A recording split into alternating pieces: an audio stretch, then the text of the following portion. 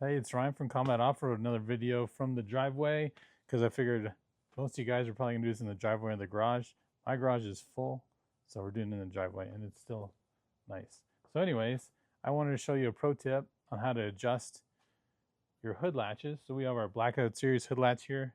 The 99-1091 is the part number, and then just over here we got our originals. That's part number 99-1090. So the black's super important.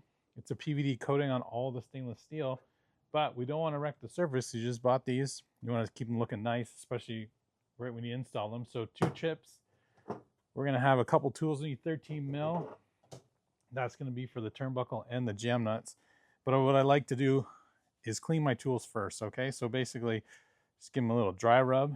And then if you found like there was something on it, you could use WD-40, any kind of penetrant, brake clean. Give them a little toot on the rag. I've cleaned these a few times today, so they're pretty shiny in there. And you just kind of go through, double check, make sure there's nothing on there, because that's going to be like carbon transfer.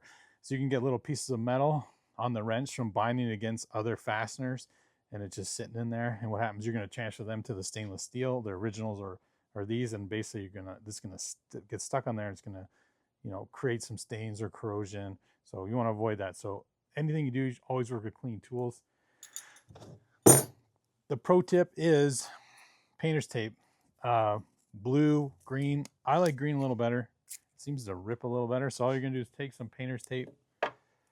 You're simply going to place it on the turnbuckle. And you're going to take a little more. And you can get fancy and rip that in half. You're going to go around the jam nut. So what we've done, we've now created a protection on the surface to surface contact, right? So I'm gonna get my 13 mil wrench, gonna set it in place. I'm gonna figure out whatever jam nut I want to start with. Top, bottom doesn't matter. So that's once you've adjusted it. But I'm just showing you here how you can actually put a load on something without scuffing it. So there you go. That's all you need to do. So once you got it adjusted, it's all tight, you're comfortable with that, just snug is good. You're going to remove the tape. Bear with me.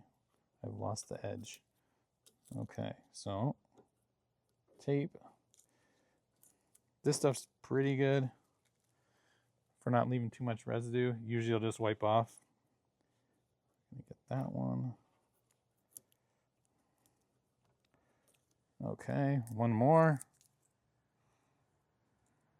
Oh, it's stuck to my finger, whatever. So there. And you can take that same rag if it's not too dirty, or find a clean spot in it. This one's brand new, so basically all you want to do is just give it a good wipe. Take off any of that residue from the sticky part of the tape. And there you are, brand new, not a mark. So that's a pro tip, how to install anything where you don't want to damage the surface. So you can use that obviously for arch stuff, but anything where you want to keep the nice paint nice and clean and fresh and no scratches.